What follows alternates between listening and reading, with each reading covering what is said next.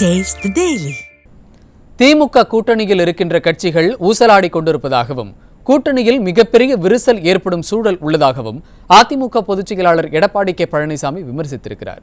சிவகங்கை மாவட்டம் காரைக்குடி எம்ஜிஆர் சிலை அருகே எழுச்சி பயணம் மேற்கொண்ட அவர் 2026 தேர்தலில் அதிமுக தலைமையிலான கூட்டணி மிகப்பெரிய வெற்றியை பெறும் எனவும் உறுதிபட கூறினார்.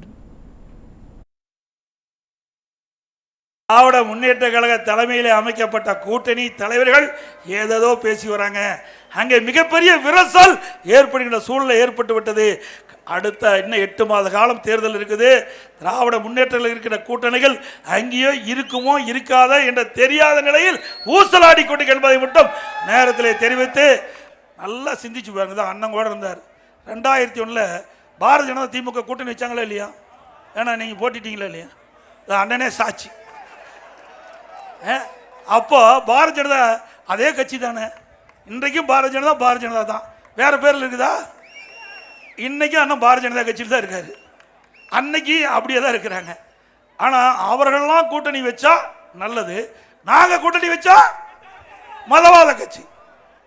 கேவலமா இல்லை? இது ஒரு ஜனநாயக நாடுங்க. நீங்க அரசியல் செய்ய வேண்டான்னு சொல்லல. அந்தந்த சூழ்நிலைக்கு தகுந்த மாதிரி அந்தந்த கட்சி கூட்டணி அமைக்கும். அதில் எதுக்கு போய் தவறான கருத்தை, அவதூறான கருத்தை பரப்பி அரசியல் ஆதாயம் தேட திமுக முயற்சிக்குது. ஒரு காலம் முடிக்க நடக்காது. மக்கள் விழிப்போடு இருக்கிறாங்க.